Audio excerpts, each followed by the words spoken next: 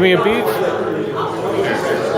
My name is Paul Durica, and I'm with Pocket Guide to Hell Tours and Reenactments, and along with the Illinois Labor History Society, the Virgin Art Festival, the Haymarket Pub and Brewery, and the Fulton River Business Association, a lot of groups. We're staging a 125th anniversary full-scale Haymarket reenactment. The reenactment will be held on Saturday, April 30th at 2 p.m. It's free and open to all ages. Over 30 different arts, educational, and social justice groups are helping us out with this. We're going to have music by John Langford and the Magic Circus Band, Environmental Encroachment. Alma Washington, who has played Lucy Parsons in the past, will be playing Lucy Parsons again. And Tim Samuelson of Cultural Affairs will be serving as the event's narrator.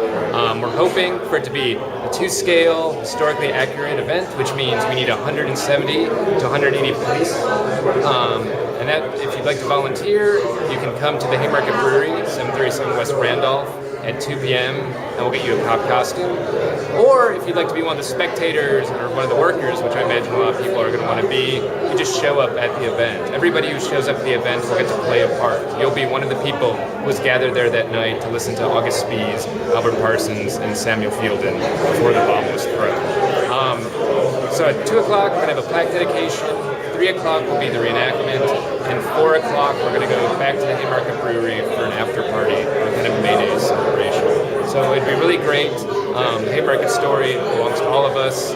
Now more than ever, it resonates with what's going on in our contemporary moment, and so it deserves to be remembered and to remind us that we're part of a continuing story and a continuing struggle. So thanks. Well, as a reenactor and researching this event, what are some of the things that you learned that were exciting and new? Right, learned those.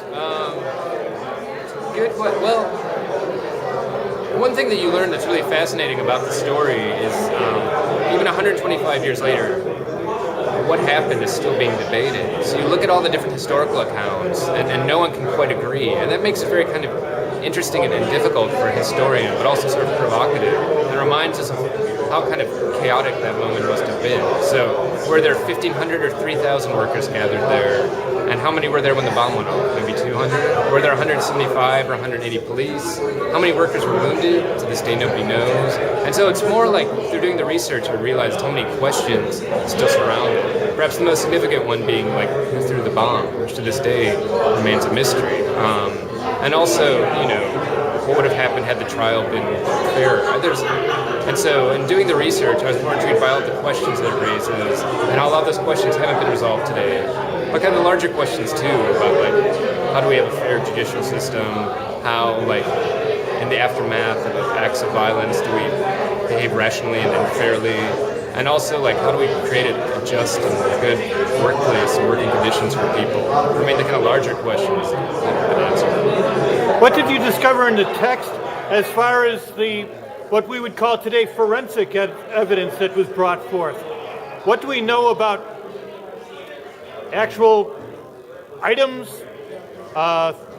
things and people that were there that may have a clue to?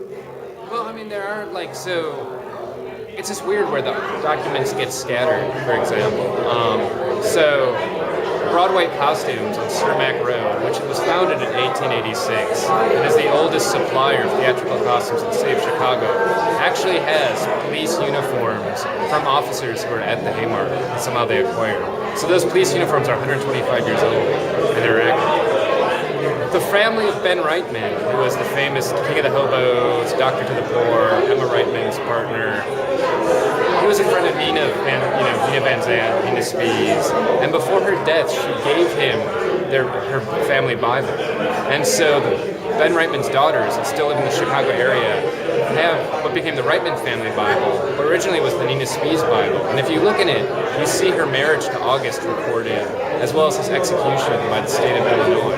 And so it was this kind of artifact from the Haymarket affair that no one knew even existed until Ben Reitman's daughters found out what I was doing and contacted me. And they're all in their 70s. And so it's kind of amazing that this thing has survived 125 years and brings you right back to that story about the relationship between August and Nina. Now these uniforms that you say you found at Yeah. these are the actual uniforms? They're actual Chicago police uniforms from 1886. And occasionally they're brought out, and the History Museum will borrow them for the Chicago History Museum will borrow them for exhibits. Other than that, they're the property of the costume company. And they're not used for theatrical productions.